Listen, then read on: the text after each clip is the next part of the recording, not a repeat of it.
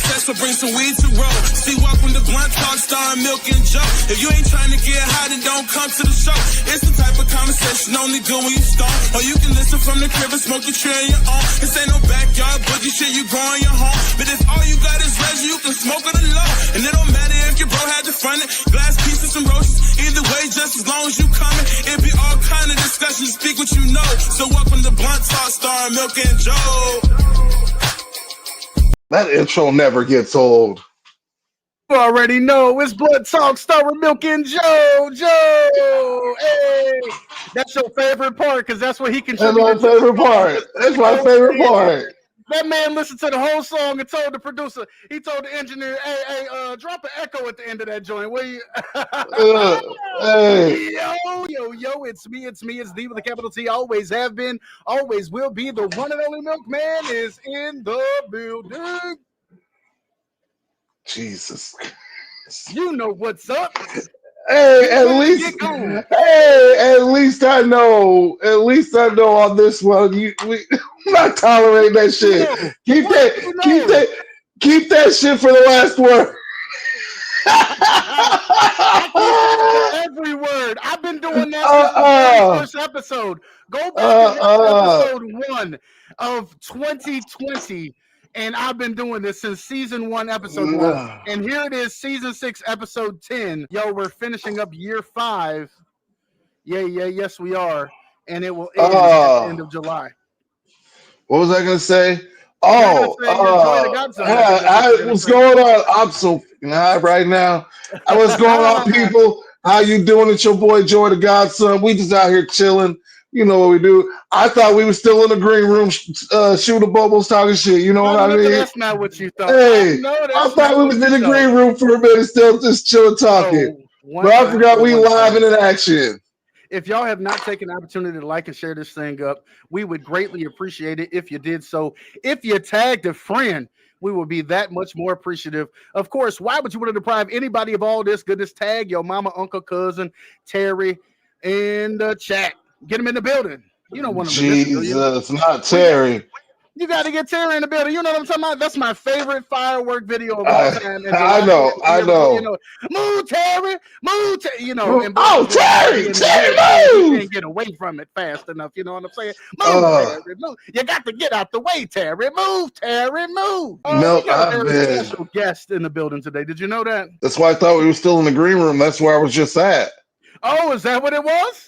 Of course, I know that. Welcome to the show. Welcome to the show. Thank you for having me. I appreciate it. You're the Joe in the Milk and Joe, if you didn't know. Oh, sorry, wrong button. There we go. So we got the young one in the building. Shout out to the young one. The chat is getting active. What's good with you?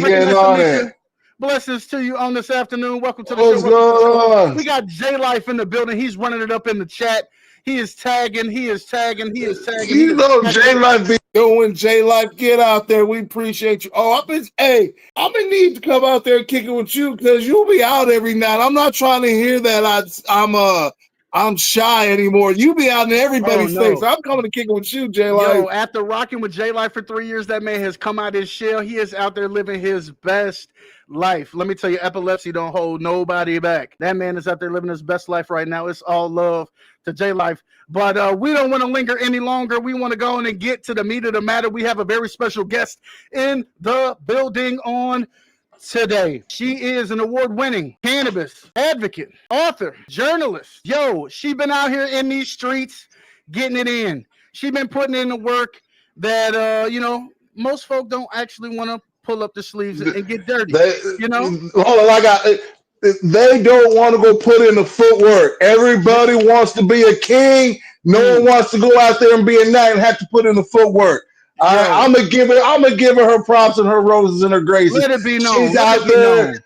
She is out there in the streets putting this word down, letting people know what is going on in this world. And she's doing it in the most, I'm going to say blunt, but it's not. It's the most direct, kind way you could put something towards somebody without physically telling them that, hey, you're look, you know what I mean? Hey, look, we're going to take this walk together. That's how she does it, and she needs to be awarded for it. Can't do it enough but throw the roses out there. Tiffany Carwile. That's right. the one and only. Hello, thank you for having me. Welcome. How are you on this afternoon? I'm better now that I'm here. We are Thanks so much for having me. Well, I was gonna say Mo Better, but that's a movie from back in the day. You know what I'm talking about? That be that Mo Better Blues. Mo Better Blues. Yo, it is our objective to wipe your blues away on today. We appreciate y'all coming to rock out with us. Of course, this is Blunt Talk, and the way we get things started is with a little Would You Rather, because we got to get to know the guests some. And of course, y'all want to get to know us a little bit better too. And every time we do it, I'm sure you get a little more insight into who the milkman and the godson are. Miss Carwile, are you ready for a little bit of Would You Rather? Oh, I'm ready. Yo, shout out chat. There go Miss Campbell in the building. KC from Pine Cases in the house. What's going on, Miss Campbell? Our friends in the greater North Canada in the house. Hey, I need a sponsor. The way shit's going out here, I might be coming up north. I'm sorry, I need a sponsor. You funny as hell. Although I would not mind going to visit Canada, but she has another connection to a place which is very near and dear to my heart that I've never been to, which is Jamaica. And I think I want to go there first. But we'll save that for another Would You Rather. Yo, look at this. I just have to put it up there because it's my fancy new little graphic. You know what I'm saying? Would you rather? Look at you. You know what I'm saying? All right, here we go. I would rather you rather live stream your entire life or never access social media ever, I say ever, again? I would rather live stream my life because I'm a pretty open book and I don't have anything to hide. As people might, want to close their eyes at certain parts, hey, I'm not saying, it all might not be glamorous, but I'm a very open book and I don't have anything to hide. And honestly, you ain't going to get me to shut up. So I'm not going anywhere from social media. So let's run it. I'm live streaming for a Truman Show. You can Truman Show me if you want to. I'm in it. I love that movie. That is a good movie. We'll see. I'm biased. I just like Jim Carrey. To me, Jim Carrey's funny. Same. He's hilarious. He has he might play a bunch of funny characters, but the range of all the funny characters is it's beyond me. I love it. Eternal Sunshine of the Spotless Mind is my favorite movie. Have you watched that one? Ooh. Eternal Sunshine of the Spotless Mind with Jim Carrey and Kate Winslet. I don't know that I've ever seen that. It has, oh my God, it has Jim Carrey, Kate Winslet, Elijah Wood, Mark Ruffalo, StatCast. Watch it, please. It's phenomenal. Wow. No, what you don't understand is one of the segments on the show is named that movie. I didn't tell you that because the godson considers himself to be like in a movie aficionado, and you just stumped him. Do you know that? You just stumped him. That's my favorite movie of all time, fellas. That's dope. I hope you're writing that down, godson, because we got to watch that. I'll definitely write it down. I got it on the notes. Yo, that's what I'm a lady of the people. I'm definitely going for streaming my whole life. I would if I had a cameraman. I hate to have to, carry it around with me and wave it and do all that other stuff. And so if I just had somebody to follow me around, I'm definitely down for live streaming the rest of my life. Now I have you ain't even got to ignore the private parts. You know what I'm saying? There's this whole all moments. I'm working every morning. Every morning when I get up, I'm working. Okay, yeah. It's cameraman's gonna be mad in the morning if he got to come in the bathroom. He's gonna be mad in the morning. I'm saying it might just be an audio. You know what I mean? Okay. I don't know. I don't know. All right. Here we go. I'm gonna go keep it rolling. All right, so we're all down for having our live shown to the world. I guess that's why we're here today. Yo, would you rather be able to walk on water without drowning or be able to touch fire without getting burnt? Ooh, touch fire without getting burnt. I love to swim. I don't mind. So walk on water. You know what I mean? I'd rather touch fire without being able to get burnt. Okay, many times I'm in my life. Thinker, so what's the pluses of either? You know what I'm saying? What's the pluses of walking on water versus the pluses of being able to touch fire? Because you literally said I could walk on water, be able to touch fire. I just became a firebender. All right, good damn it, I'm throwing fireballs. What do you mean? I'm the last of the fire tribe right here. What? I feel like you're adding to it though, because it said that you wouldn't get burned. It didn't say you could manipulate it. It goes with it. I just need to pick it up and throw it. At that point, I don't care if it's a lob, if it's whatever. You can touch it, yeah. Okay. Yeah, if I can. Now I'm firebender. And in what situation would I ever really need to walk on water? Like, I'm not trying to out here say like, like act like I'm Jesus or anything. Like, I don't need to walk on water. I don't know. I'm an aquatic lady. I like to swim a lot. So plus, like, I don't know. I'd rather be able to touch fire, because many times, honestly, trials and tribulations in my life, I have touched fire. So let's do it. Preach. Shout out to who else in the building? What's good with you? Who else? Looks like Brandon. Yeah. Hi, He Brandon. goes by Hi, the artist Jordan. name. Who else? Yeah. But I definitely would touch the fire. Same. All right, we're gonna keep things rolling here.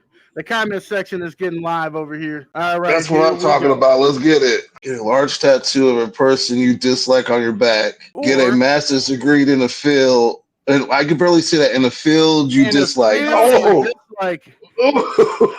would rather get a master's in the field that I dislike, because like I'm a person, like I like to educate myself on things that even like I might not be like super duper interested in, because there might be aspects of that subject that could be useful in some way, shape, or form. But I am not getting no freaking big tattoo on my back of somebody that I do not like.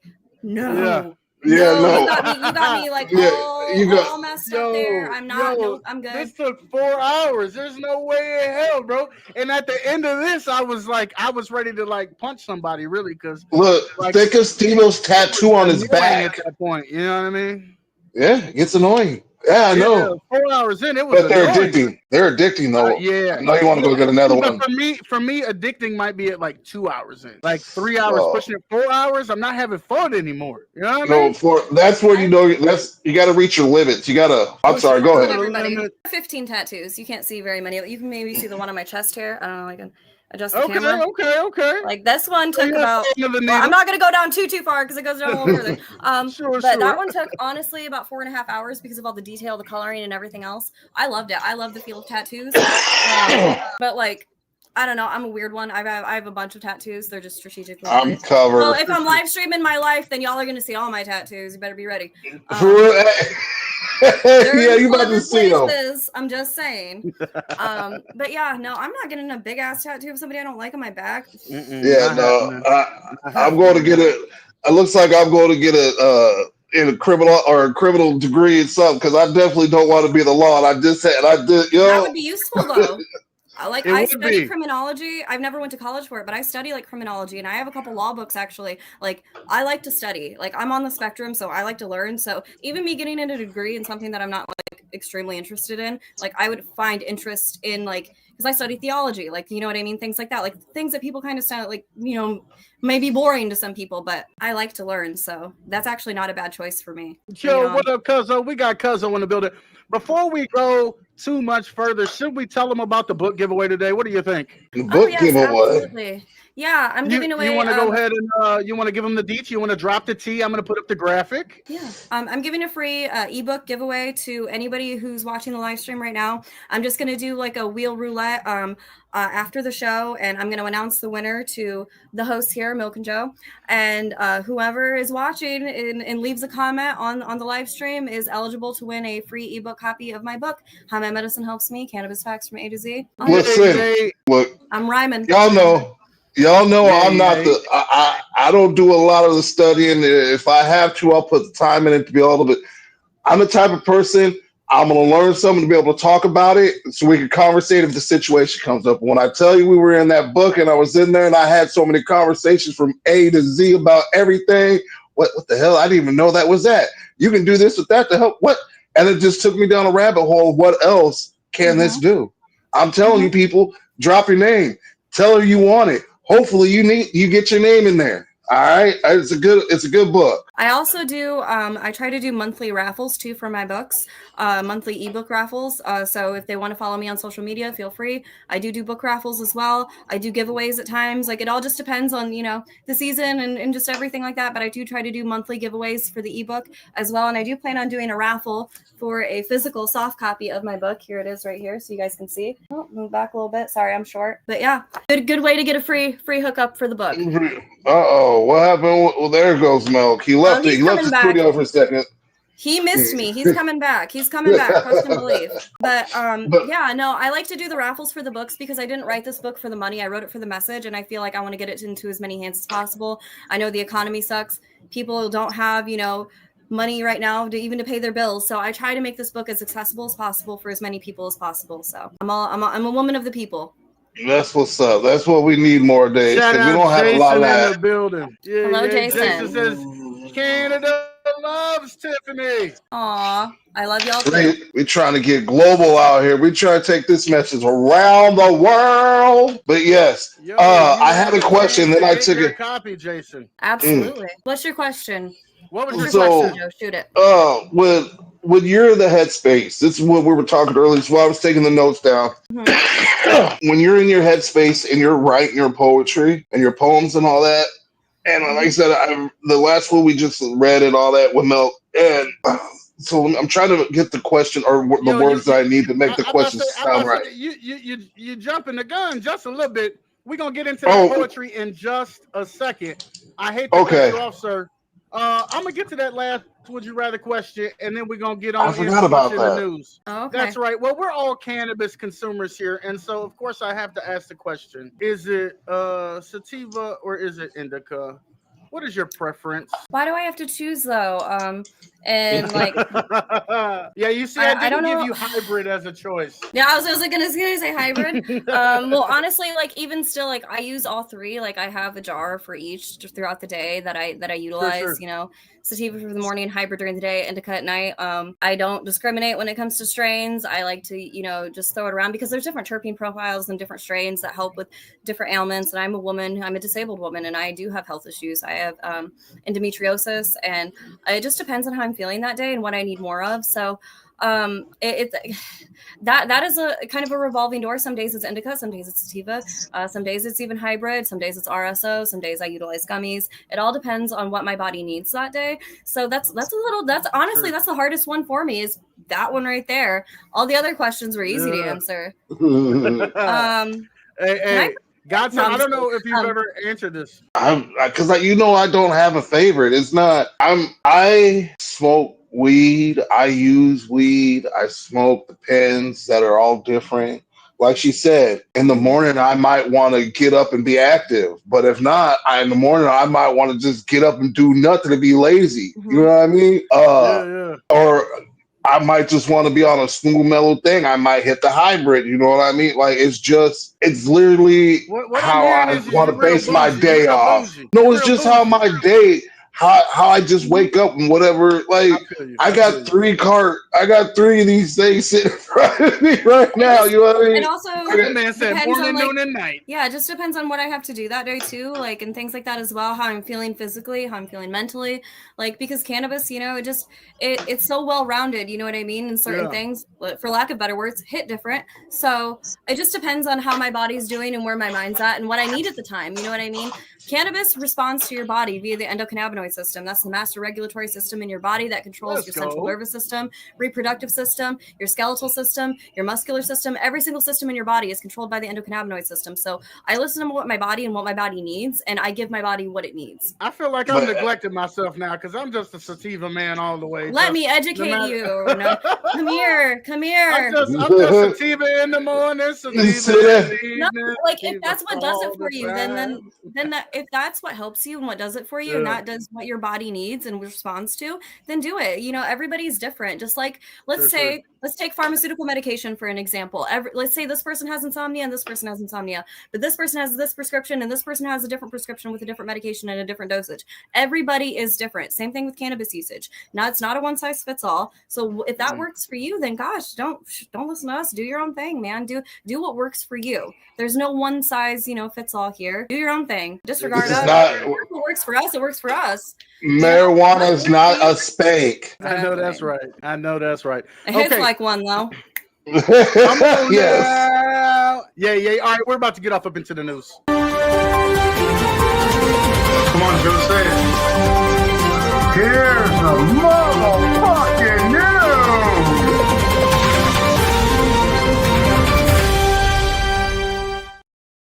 Well, man, I forgot about this. Let's just heard it. It's been a little while since we officially talked about the news. I'm sorry, Tiffany. You're fine.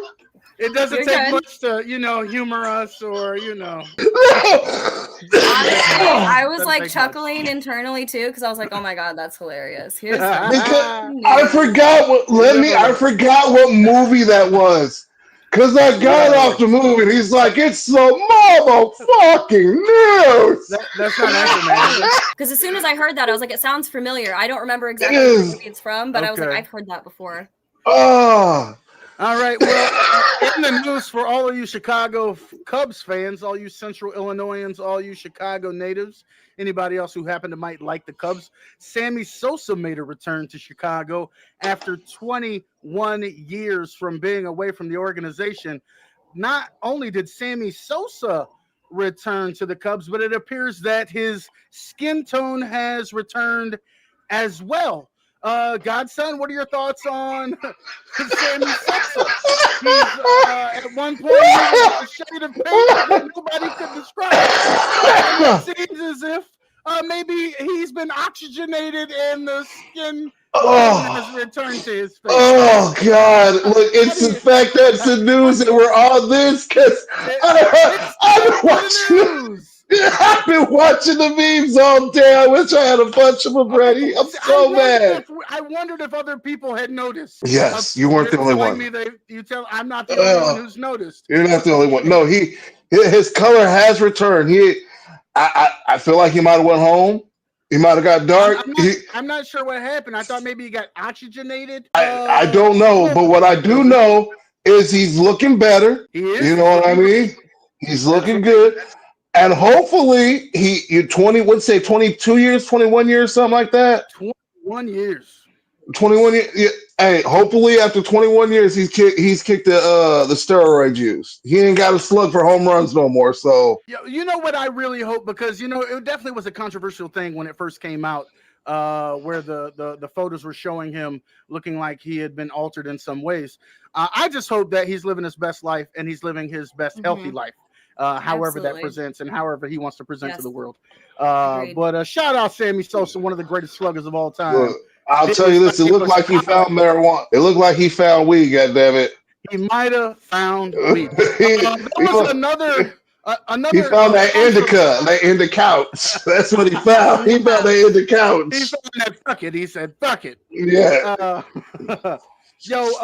Controversy struck over the weekend. Well, technically not over the weekend. This past Thursday, Juneteenth, federal holiday, where we celebrate the independence of Black folks in our country. We know that it took over a year for that news to reach Texas, which Juneteenth celebrates 2 years. Excuse me, don't let me be out here misrepresenting information. But Kroger's was out here trying to prostitute another holiday, because we know that there can't be a holiday without it being prostituted. And so they tried to get in on the action. And here are a couple of the cakes that Kroger's is getting backlash over. It's not funny. It's not funny. I mean, but I want to know. It makes me from wanting to be mad. It's like I don't want to be mad, so I can only laugh. Who authorized this? Like, it's extremely distasteful, though. Oh yeah, it is. It is. Like it's not my place to speak on it, but that's just my take. It's extremely just distasteful and insulting and disrespectful. Like, who in their right mind, exactly, signed off on that and was like, that sounds like a good idea. Like, that is a terrible idea. Well, I just don't understand how they didn't learn from Walmart's kerfuffle from 2022 when they tried to capitalize on the Juneteenth ice cream. It's for me. It's with the slogan saying "Get in on the culture." It's not their culture. What are we talking about? It's not their culture to get in on. Yeah, they don't understand that. They think it's just like I heard Trump speak the other day, or not even speak. True Social, whatever his social media is, but he's like, it's too many federal holidays. The people don't want all these holidays, yada, yada, yada.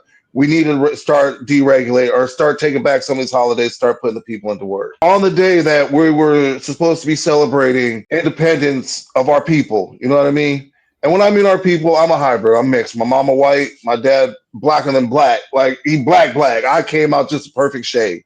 But it's the fact that they will never understand what it's like to be oppressed or to be waiting and wanting to know what's going on. Now, I'm not saying you can't have racist black people, brown people, Indian. I'm not saying that because everybody's going to hate everybody. It's just the world. Not everybody's going to get along. But when you're on one side of it, oppressing the other, you will never know what oppression feels like until you've been in them shoes in that situation. And at what point is it your job to try to monetize the plight of others? That part. It was built on fuck it. We've been doing this for so long. We've been making money off y'all for so long. Even back then, we were making money off y'all. We're gonna do it now. Let's throw this out. Chum the water with this. Let's see how that is. All that was just a class ploy. Yeah. They hide it behind the veil of allyship, but really what it is just a quick cash grab. And like the same thing with like pink washing during, like Pride Month and things like that, where, like you see these corporations put the rainbow by their logo, but when do they actually ever really support? They put it up and take it down. That's right. It's the same difference. It's honestly, it's super insidious and on a deeper level too, especially in regards to like Juneteenth. Like, are you serious right now? Like that is like the most blatant disrespect, and they don't even care. Like they don't even care enough to educate themselves, to be conscious, to be aware, to know that like that is not okay. It's just it's really insulting.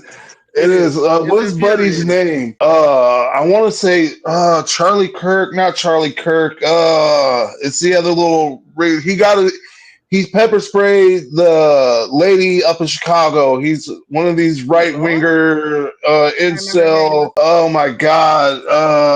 But anyway. It's people like, he every year on Martin Luther King's birthday goes online. He's got millions of followers. And every year he goes on his birthday and tells everybody that Dr. King was not a great man. He cheated on his wife. These are things people know. People found this out and made a decision. Okay, yeah, he messed up. So it's not my job to it's not my job to judge him. You know what I mean? Right. And it doesn't erase the good that he did in the world. And it doesn't. Right. But when you ask them that they do this, what about, and try to make it seem like you're talking about it's just a cash flow, your people have been doing this for years. Well, because it's always about villainizing, respecting the work, especially when it goes against the narrative that you're trying to assert. Yes. You know what I mean? And they're grasping at straws to completely discount the man's entire existence to begin with, and it's ridiculous. Ridiculous. Yeah, exactly. I could talk about this forever because this is now, like the climate, the situation. I know you got some more news clips because I'm not going to touch too much into those. With this, you'll be able to run the news clips. We'll get into them, but it's literally all a ploy just to go take some other shit to oppress some more brown people. That's literally all this is. Yeah. Like it's from one day to damnation. I'm telling you that. We do have one other subject, and I don't know where America falls on it. I've been listening to CNN and some news outlets, and I've been trying to soak in, what the truth is in the matter of the situation. But there's no longer peace in the Middle East. I don't know that we ever fully achieved it, but it certainly isn't happening now.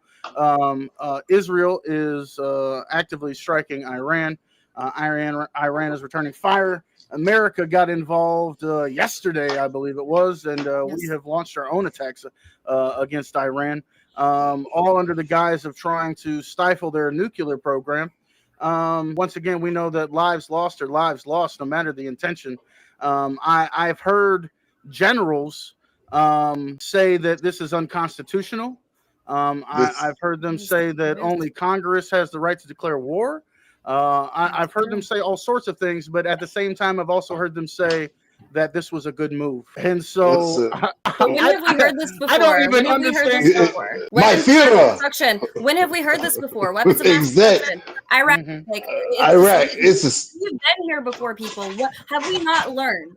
This is the same whitewashing rhetoric that they used to fuel hatred towards the Middle East back in the days of Bush. It's changed. Sorry, I was like, it's real though, because I think they're like Trump, and not just Trump, but politicians do a really good job at times of inciting fear in people, right, to justify horrible choices. We see it at home domestically in California. Now we see it happening, abroad. We continue to see it. It's not new to us. by any means. Fear is the best way to get people to vote for you. Fear is what controls the whole entire political landscape. Fear, if you can control the way somebody thinks, you can control the way that they vote. Yeah, and that's what they true. use to control the masses. Exactly. So 2 movies perfectly dictate what our climate, what the last, well, I'm not even say last. So the last 10 years. So I'm going to say last. So the last 10 years and the next 4 or 5 years to come. All right. Mhm. It starts out with Don't Look Up. You ever seen that with Jonah Hill? And I forget, it's a bunch of people in there. But there's literally a comment. Yes, it's a great cast. It's a great cast. Great bunch of people in there. It's literally an asteroid coming down to kill everybody.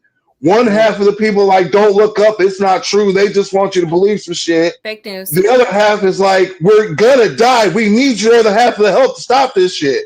All right. An idiocracy. All right. When I tell you, they will believe whatever from a simple man. Listen, I love people. I love them to death. But if this presidency taught me anything, it taught me that if you talk simple, be simple, you will get the masses. We all would like to think that the world is cognitively functional to be able to think. You know what I mean? It's not. Not a lot of people do what we do. Critical thinking is not common. That part. They don't do the critical thinking. I'm not saying I do it a whole 100, but I do go read, like I said, I do go research some shit so I can have conversations when the time comes up. Yeah. They don't even do the base scratching. They let people tell them what is going on.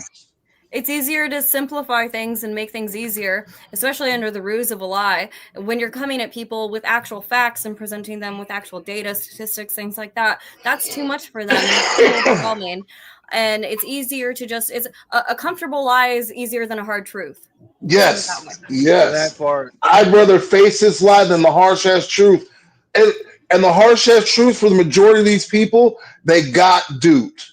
They don't want to admit that to themselves, because to admit to yourself that you got duped by a person, you got conned by a person, to mean that you're not who you thought you were. We know what it says. We know what it says. Especially twice over. Come on, we know what it says. We know exactly what it says. Hey, fellas. Yeah.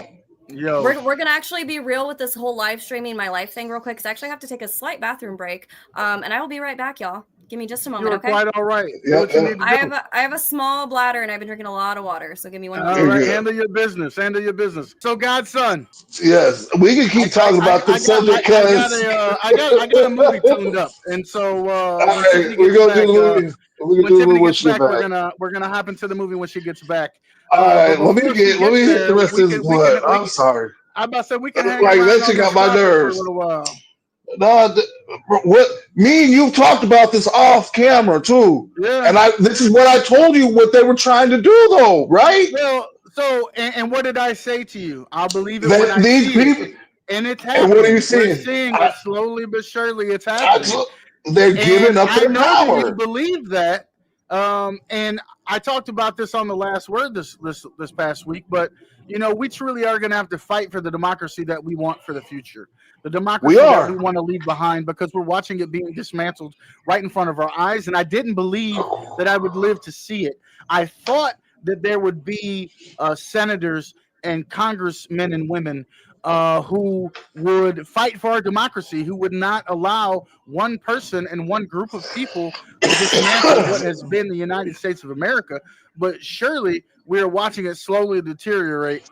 I told people in the very beginning of all this, if you didn't read Project 2025 or Agenda 47, you can't have a conversation with me. I wasn't lying about those things. I was like that at first, like that shit ain't gonna happen. You got this and them motherfuckers to stop, and even they ain't gonna lose all that money to let him do what the fuck, right? Yeah. No, it's not about letting them. It's not about them losing the money, because in the end, they're gonna get more money. I'll give you the lookalike power. Yeah, go ahead, do what you need to do. Do what you need to do. You gotta do your executive shit. Do you? What? Yeah. Oh, you finna give me? You finna keep giving me these bags? Oh, come here. That it's about putting certain people in certain places. Like the Trump 2028 hats aren't for sale. We're not gonna pretend like the Trump 2028 hats aren't for sale. We're not gonna pretend like it's not happening. We're not. No, I'm tired of people saying that this is not with you, Russ? A fascist regime. I'm not saying everybody's a fascist. I'm not even saying that his whole base is fascist. But what I am saying is the one who's in charge leading your base is a fascist. That man meets. So the 13, 14, See, I don't even feel like 13, you could call him 14. that. I feel like you Yes, could just yes, call him. yes.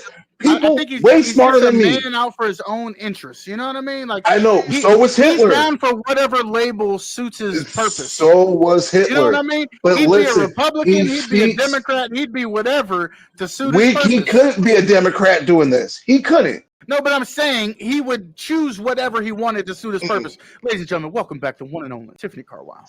But what I'm telling you is when you read was it 13 tenets of fascism, 14 tenets of fascism? It's 14 tenets, 14? Is it 14? No, can you Google that? No, Because I want to make sure I'm correct. But it's like 14 tenets. You read more than I do. I had to But make myself read the book. He I don't meets like all to read. 14 of those.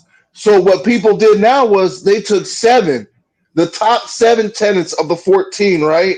And if you meet all 7 of those, you're a fascist. It is 14. Right? I just verified it. It's 14. And I agree He's with you. done I the believe 14. he's a fascist. He is. He Yes. operates in such a way. He could choose to be in any political realm. Now let's even let's take Democrats out. You know, whatever. He could be independent. Right. He could be, you know, more green, progressive. You know what I mean? A leftist even. But like he's not. He is what he is. He's in the party that shows his truest colors. He could be his truest form, his true self. He really is this person. I agree with Joe wholeheartedly. He's had time and time again to show us, you know, who he is as a person. Because even if somebody identifies as a Republican politics, that doesn't mean that they have to be completely inhumane and discount entire lives. Like, let's remember COVID. Right. Oh, he completely discounted the entire country, you know, and just left us on our own. And provided misinformation. Look, exactly. I almost want to believe he contributed to the downfall of some people. Yes, he did wholeheartedly. You can't 100%. tell me that people lost family members because of things that Donald Trump said. That happened. That for sure happened. That happened. Yeah, and they want to rewrite history. So I'm sorry, Tiffany. I'm super touchy like this here. You're okay. But growing up, I didn't do all this politics shit. Me and Milk, we lived the life of we're gonna do what we need to do to take care of ours. You know what I mean? We lived in our bubble, ours, man. We weren't socially conscious like that. If you hear, I'm with you here. We gonna make it, right? And that's how we live it. But as I got older, I realized that my bubble had to get bigger because I'm not the only like-minded person. Exactly, I'm not the only person who thinks like me. Like I said, I'm down to learn everything. I'm down to touch.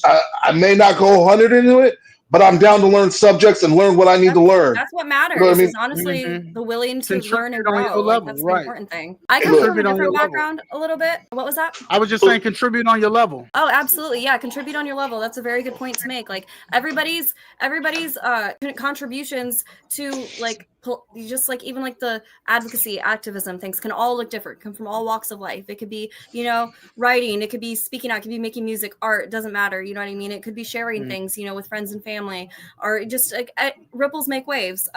So like I totally understand. Like a lot of people's intro to politics was exactly like your guys's. I come from a little bit different background. I came from a family of staunch Republicans on both sides of my family, and I was like the black sheep, but I felt like they were really, like, I don't know, like I felt like just like completely removed from my family because I never aligned with any of their beliefs, politics. They were all very racist, all just like honestly like the scum of the earth. I'm not even gonna lie. My immediate family are terrible people. I'm excommunicated from them for a reason. But I never resonated or agreed with any of the politics or any of the moral beliefs that they ever had. And I was honestly always just like outed as like, I'm too good for them, or I think I'm better than everybody, or I think I know it all. No, that's not it at all. It's just the fact that I was willing to learn and grow and, you know, understand the world around me. Like for me, I came into the world with the bubble, like popped at a very young age because I wanted to know, you know what I mean? I wanted to have that experience outside of myself because the world is so much bigger than just me. You know what I mean? Especially, and I know that my experience is never going to be the same as the next person or the next person or the next person. So why would I want to be my life to just be centered around myself? And that's what got me into advocacy to begin with, is the want to know more. And the more I knew, the more I wanted to do more. And then I wanted to know more. And then I wanted to do more. And it just steamrolled from there. I don't centralize myself with cannabis advocacy, but that is what I'm most known for. I have been all over the spectrum when it comes to advocacy, and anything that touches human rights or social justice, you can find me. Toes being deep involved into in. it. Gotcha. Yeah, like because And like let's be real. All suffering touches each other, and at the core of it, a lot of it is racism. Let's be real. Let's be real yeah. about where it all connects. There's an intersection of injustice, and that is the core of it, to be quite honest. And I've noticed that at a very young age. So I became extremely outspoken since, honestly, in high school. I started like my first published poem was in high school, and it was about the social divide. Actually, that's what the poem was called, was The Social Divide. And that was in like the Bush era.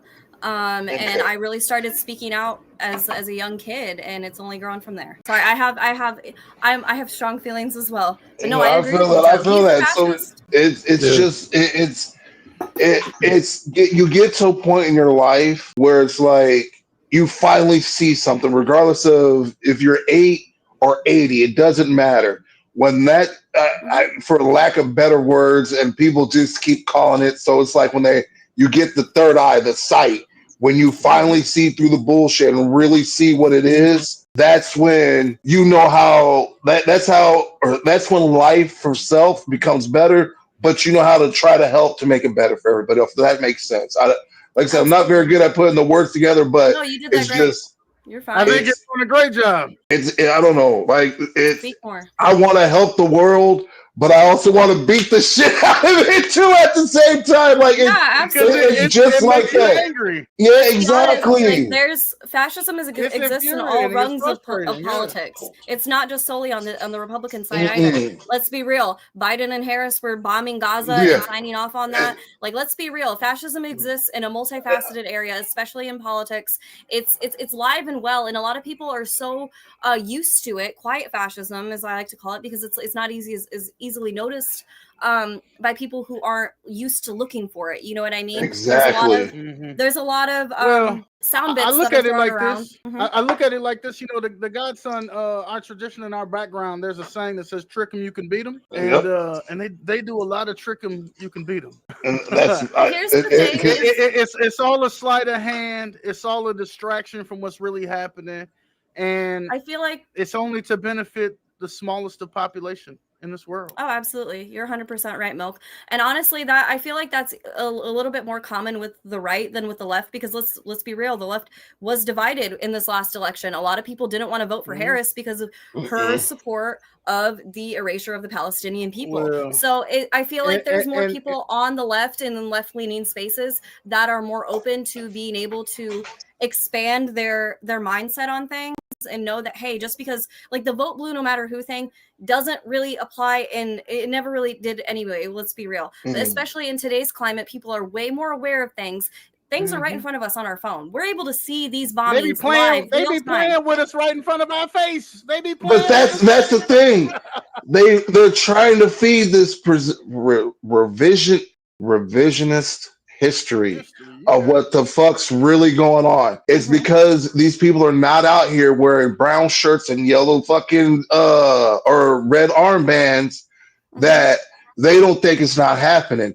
It's a new age, a new way. You're not going to see it like that. And like we were talking about earlier, I'm not saying everybody who's on the right or everybody who's in the left is a racist. But what I am saying is everybody who is racist is on one majority of the side of it. True. Yeah, you're 100%. You know what I mean? So it's just, if you can't see that, it's hard for me to take that person serious. That's what I was just talking about, where I want to help you. I'm trying to help you. You're not seeing it. Now I want to whoop your, you know what I mean? You can lead a horse to water, you can't make a drink type thing. You know, you can give everybody all the information, all the data and facts right in front of them. It's up to them whether or not they want to absorb the information, digest the information. And honestly, same message with my book, because a lot of people are like, who are you to write a book about all this stuff about cannabis? And I'm like, actually, I was deemed an expert in medical cannabis science by the state of Ohio, but you know, that's who I am.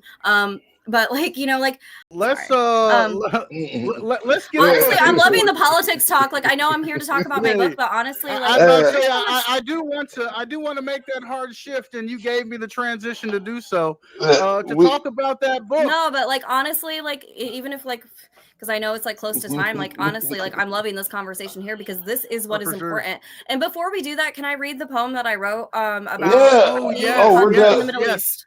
I had forgotten to ask you to read that. I do apologize. No, yes, I did not. it's an amazing. Oh, I didn't. Oh, I didn't. What's going on is more important than me. So like honestly, like the focus of the conversation being about this, I'm not upset about it at all. Honestly, like there needs to be more conversations like this in all kinds of spaces. Wow. Like this is so much more than us. Like we are the just fragments in the grand scheme. This is literally going to dictate the next 40, 50 years of our lives. Well, I'm not like I'm old, but we talk about like keep the conversation going with mental health, keep the conversation going with cannabis. But in reality, we have to keep the conversation going on about a lot of things, including politics, which nobody wants to talk about because it's so controversial and divisive. But politics and advocacy go hand in hand. You can't take one without the other. And advocacy is intersectional, or at least it should be, to where everything, like I said, everything touches. At its core, all advocacy and all social justice issues touch and they connect in various ways. So advocating for one thing, you know what I mean? It does touch into another thing, and there's easy ways to segue between them. So like, no, honestly, that's my bread and butter right there, to be honest. Like you were talking, like you said, so like you're trying to make a mental health bill, you know what I mean, to make sure that this bill, like every kid that's born with A, B, and C, you know what I mean, or that has A, B, and C wrong with them, gets this covered no matter what. Parents don't have to worry about it. Has access to these no matter what. Mm-hmm. I need to advocate, so people need to know this, but I need to advocate to these people out here to get to the governor there, get to their people, their congressmen. Hey, we need this bill to be. You see what I mean? So I get what you're saying about it all intermingles and it all comes together like that, and it's true wholeheartedly. We were just talking about would you rather 20 minutes ago. I'm a live film my whole life. Can I give you just a small smidge of advice on how, like, wording things like that, though? I would say instead of like XYZ wrong with them, I would say diagnosed with XYZ, because like that might be particularly harmful to certain people who have certain diagnoses. Right.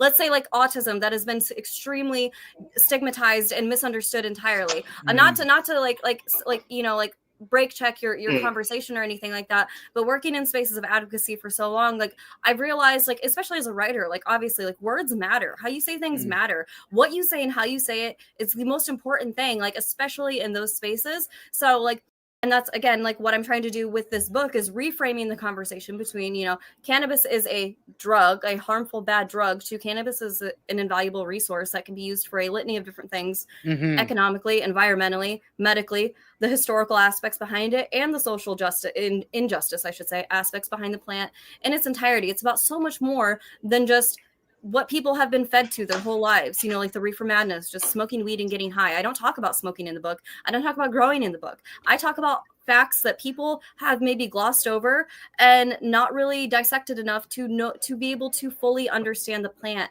and respect the plant, honestly. But before we get into that, I do want to read the poem that I wrote about the conflict in the Middle East called Collateral. The floor is all yours. We call it strategy. They call it home. Missiles fall like rain amongst the chatter, but only some tears seem to matter. Bombs do not ask for names, and borders do not stop the raging flames. Palestine bleeds, Iran burns. The price of power is paid for in seeds that never grow. The cost of existence is fueled by greed. This we know. But the sand remembers what the news forgets, while evil thrives within the government. Freedom draped in ash leaves us nothing but ghost, and hate masses hope, all in the name of political votes. Man. And that's a good, I guess, segue to show that, like, I am a writer, and I do talk about a lot of other things aside from cannabis. I am very politically outspoken, especially in regards to social injustice and human rights in general, globally. Like, it's just like people should care about people. People should care. Like, just because it's not happening to you doesn't mean it doesn't matter. You know, just because it doesn't affect your life doesn't mean that, you know, it's not important. And like, let's be real and get to the core of it when it comes to like super selfish people who only work within the means of themselves. And it might not be you today, but it could be you tomorrow. Let's just frame it like that. You shouldn't have to happen to you for you to care, even if it's thousands of miles away from you. It affects everybody. Human suffering is a global crisis, and honestly it needs to be talked about. Like, even like issues in like Congo and Sudan that are honestly too often glossed over. Like, we don't hear people talking about things like that. We don't hear people talking about kids who are being used to mine cobalt for our phones, you know what I mean? Like, and that's why I really respect artists like Macklemore, who are very outspoken, and he does talk about a lot of these things. And he is, like, more so recently, especially since like October 7th with, everything, and I understand, not everybody was aware about, the 76-year genocide against the Palestinian people, or maybe they weren't aware about, what's happening in Congo and Sudan, with the genocide there. What's a better time than now, especially with the political and social climate that we're going through, guys? Let's be real. Doing nothing does nothing. And that's not to discourage people who have sat on the sidelines. It takes very little effort to get involved, especially if you're like a social, if you're not socially inclined to speak out. Share information, share articles that you're reading, share podcasts that talk about important subjects and issues that inform people and educate people. Follow influencers who talk about actual influential things, you know what I mean, things that matter.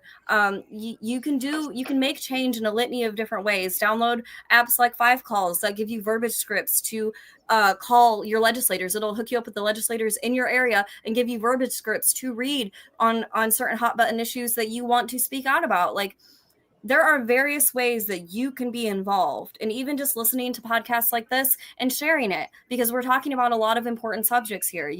It's not hard to get involved. And then once you do, that could segue into other advocacy. Or if you're an artist, make politically, charged art. If you're a writer, write politically charged pieces. Do the things that they don't want you to do and say the things that they don't want you to say, because guess what? People need to hear it. 10 toes down, Jesus. Yeah. Well, and the reality of the situation is what you're privately and quietly in disagreement with is being publicly spoken about. And so they're not afraid to present their perspective. No, they're not afraid to do what they're doing.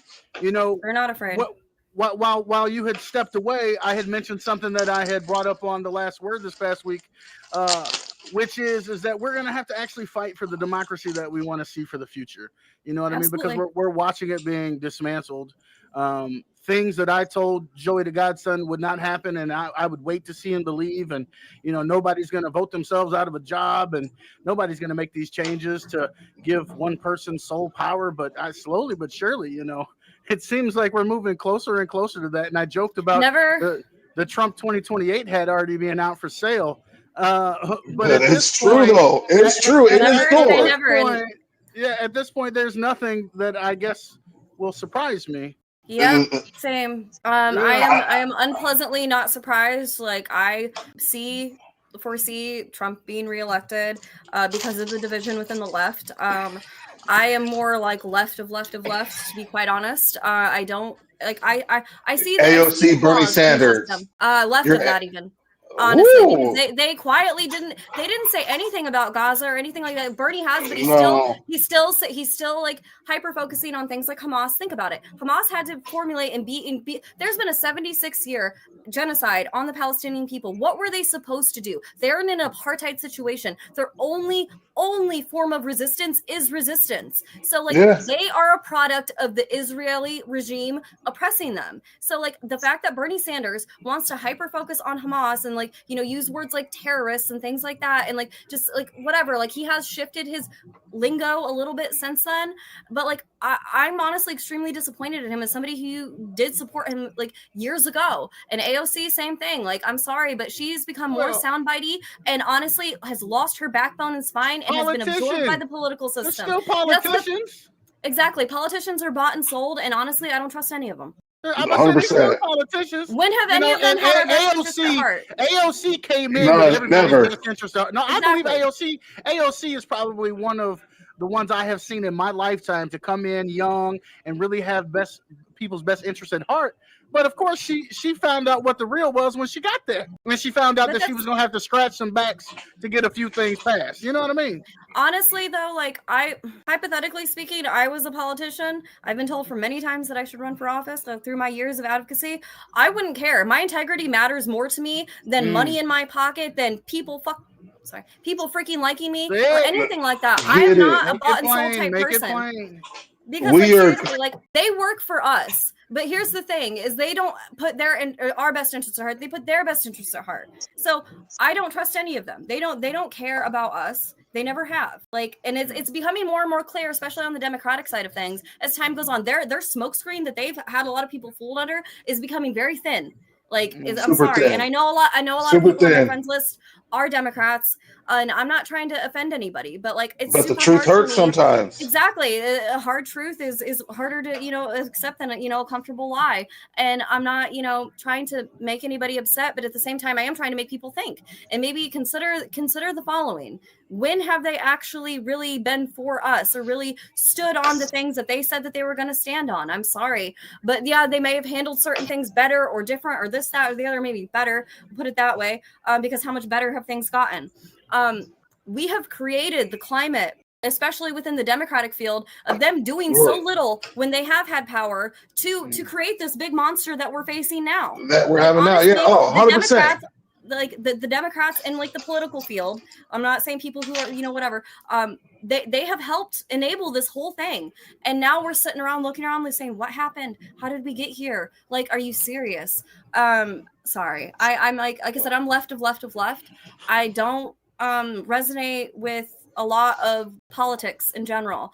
I look at things for the facts. Like me being on the spectrum is like, I want to look at the marrow of the subject and find out what's really going on, because I'm tired of the lies Cut and through bullshit. the BS, Let's right? just be Cut real. through the BS. Exactly. I'm trying not to swear because I'm trying to be professional here, but like this is something that I'm very, very passionate about. And I'm sorry, but just we let a lot of those F-bombs nodding our go. heads and being like, yes, we trust you because you're not on the side of Trump. That isn't the case anymore. No. We can't just do that. We need to look really into who is running, what they're, what they stand. And not only that, let's be real. When somebody runs for office and their long lists of like, like what their whole, agenda is if they get elected type thing, that's all just, that's all just speaking points. That's all speaking points to appeal. Let's look at what they actually do in real time. I'm about to say, give me your number look one. Look at their voting history. You're gonna get through. No, but like seriously, like let's look at what they do in real time. Actually, like not just what they say. What do they do? What do they do that shows me that they are about what that they say that they are about? You know what I mean? Because I get it. You can't just get into politics and snap your fingers and have all the things that you want to have happen. There's very, you have to have, the certain people in Congress and in the House and in the Senate. I know, especially because I worked on the ground floor in the Ohio State House with both sides of the political spectrum to push progressive legislation for the medical cannabis bill and so on and beyond that, even just various pieces of legislation to where I would have to appeal to both sides of the fence. And the only way to do that is to not feed into the right or the left and just stick to what the subject is. This is what it is. This is what the facts are. And the thing is if it's a hot button issue and if it's popular enough that where enough people care about it, they're going to care about it. Because guess what they don't care about what people care about. They care about votes. They want to get voters. So they want to stand behind the legislation that their people are supportive of. So it's all just a smoke show. I mean, I'm sorry, but it is. I'm telling you right now. Sorry, I didn't mean to, No, but I'm telling you right now. If I could, we'd be out here running for. Man, it would start simple. Let me start with my local. Let me start local. Become a what are they called? An alderman. A councilman. Alderman. We have councilmen. Chicago has aldermen. Like city council type stuff. Yeah, and I'm telling you, like, at work and through my various jobs that I've had and leading people in the jobs that I've had, I've learned one thing. It's not about what the people in the big office want. Like, they want the line to run like this and do it like this. That's good on paper. They care about the bottom line. Yeah, but in theory and the practice, how it's done and how your line's set up, it runs like this. I want to know the people who are running the lines, who are on there, putting the tires on the conveyor belt, putting the package. I want to talk to them.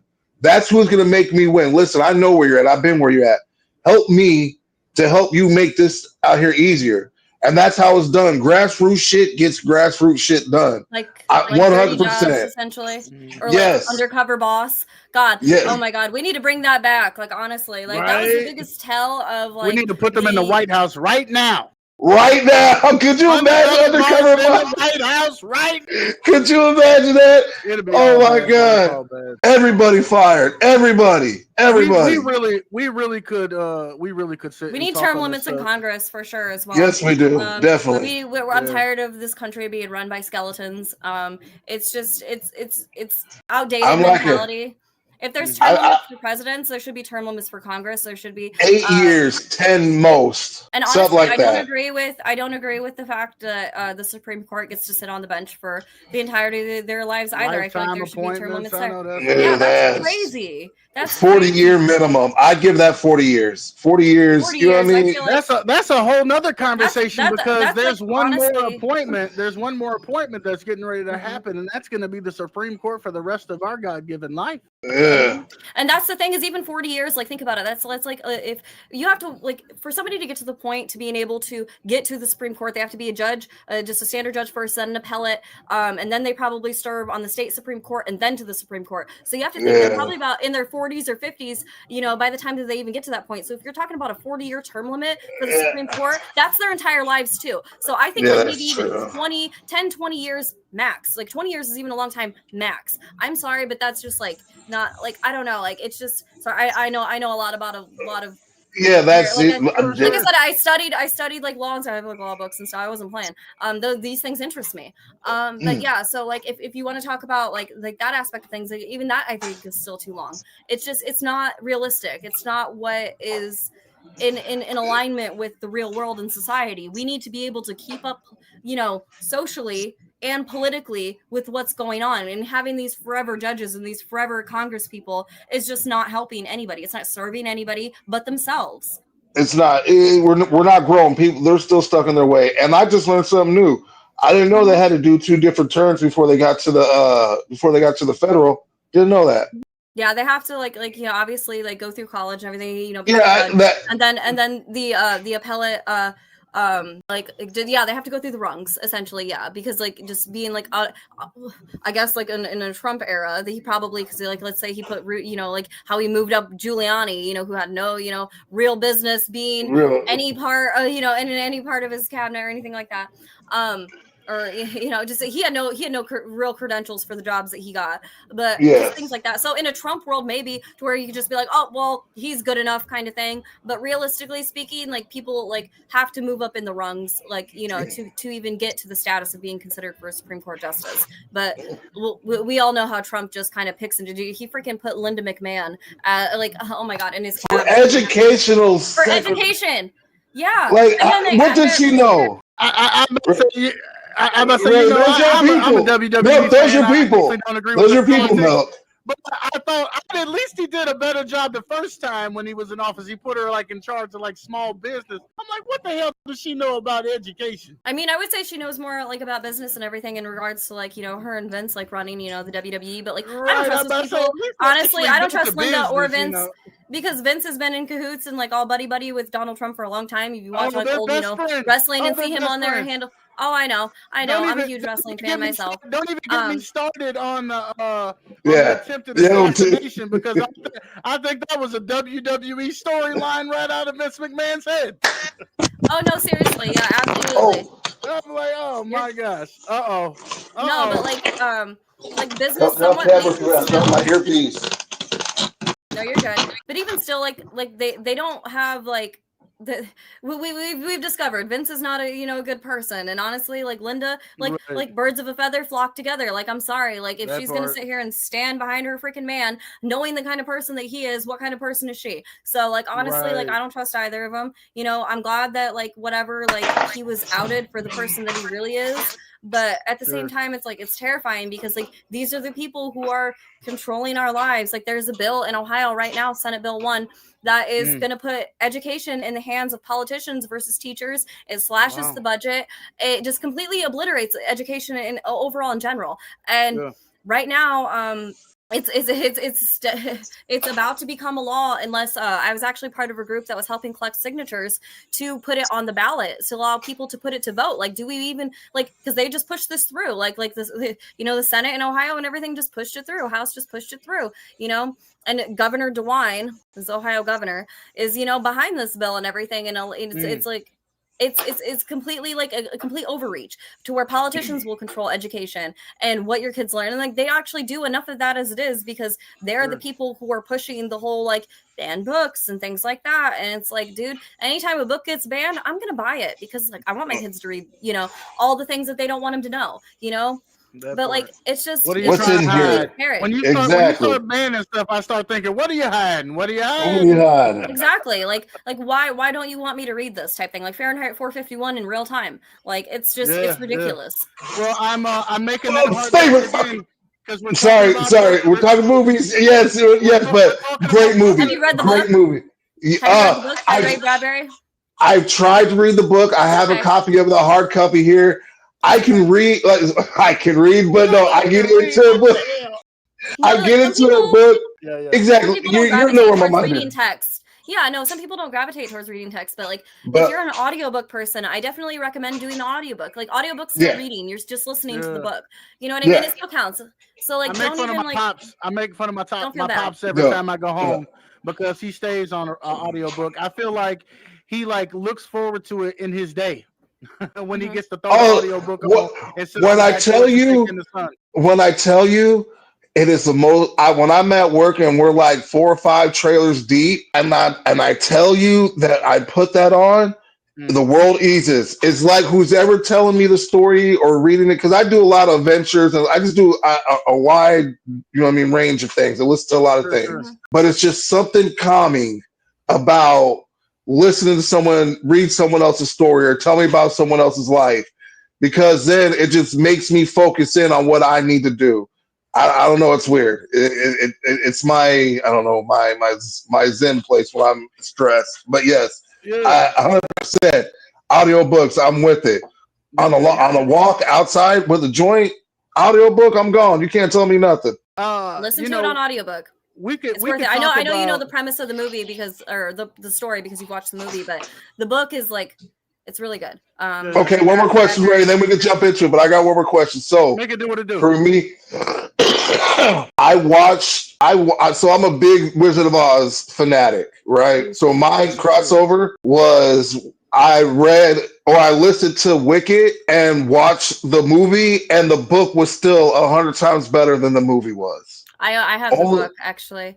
I've read the book as well. I host a mini library in my house. Like I'm not just a writer. I'm an avid reader. Cool. Like read a lot of books growing up. That's obviously one of my inspirations to become the writer. But the book is so good. It's a lot different than the musical, because the musical is supposed to be like a family, familiar version of it, and the events are different. Everything that happens in the musical doesn't happen in the book. Doesn't take place. But they're both significant pieces of media though that I honestly feel like people should definitely take interest in.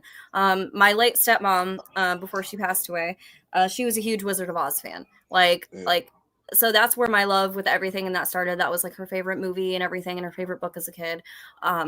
So I grew up with it, and I would watch anything that was like related to like The Wiz, just like all of it. You know what I mean? Like I love it so much. And no, I love that you listen to the book. I actually have the newest book, Elfie. I just got that. It was gifted to me. I'm so excited to read that. And then I also have the follow-up book, Son of a Witch. I also have the follow-up book. I see. Yeah, that follows Lear's story. Okay. Spoilers. Yeah, no, I won't say that. Okay.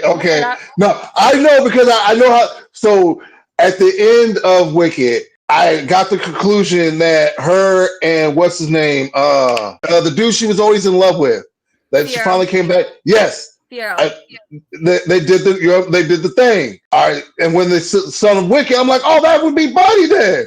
I read the little subtext on it. I'm like, oh, that is. So yes, I can't wait to listen to that one. Sorry, my bad, Milk. All right, Milk. I feel like this was a Step Brothers moment. See, now I can get in on the movies because are we best friends now? I think so. Yeah. Did we just become best friends? And the fact that you knew them, like the key moment of it. He's not playing when it comes to these movies. Okay, so I was gonna jump into the book, but I'm not gonna skip the movie because you just keep giving me opportunities to do all of the things I want to do, and so we will do the movie segment because you are such a movie aficionado as well. The godson likes to think of himself as a movie buff, someone who has only been stumped once or 5 and 2. 5 and 2. 5 and 2. Okay, you're 5 and 2 when it comes to guessing that movie. I've got 5 and I was only short, and I gave myself the second one only because someone else beat me by a hair in the comment. That was it. That's Other than true, that, so- Other than that, I think I got it. But I gave the run to the comment. I gave the run. All right. So when we talk about winning, it isn't necessarily if you know it or not. It's you have to be the first one. So whether it's in the comment section, whether it happens to be Tiffany, whether it happens to be the Godson, we're going to find out who wins on today. I've got 5 clues. You only get 5 clues. You can't ask any questions. Well, you can if you want to, but I don't promise any answers. All right, here is clue number 1. One of the guys lands in jail after feeding a cop's diabetic horse. Oh, half-baked. Oh, half-baked. Oh, my God. Oh, my God. It took me goddamn clicks in my head. Oh, my God. It took too many clicks. Tiffany is now 1-0 when it comes to guessing that movie. I love that movie. I love it. I'm mad to take more. That was the easiest clue ever. As soon as you said, how many movies have a diabetic horse? Diabetic horse. Hey, you can be like, there's a flying dog. My mind would have went to Air Bud. Wait, yeah. I mean, there is a dog. I'll give you brownie points if you remember what the dog's name is. Killer. Killer. Yes, Come here, Killer. It is Killer. No, we were saying Killer. Let's go. Killer, kill. Oh my God. Yes. Oh my God. Oh wait, I forgot to show the graphic just so you know that it was indeed. Like I instantly, as soon as you said that, I'm like Dave Chappelle. Like the first click was Dave Chappelle.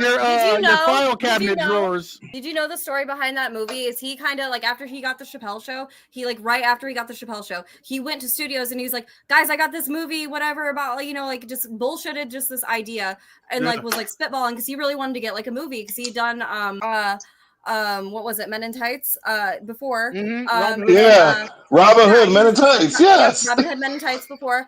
And he wanted to do a movie.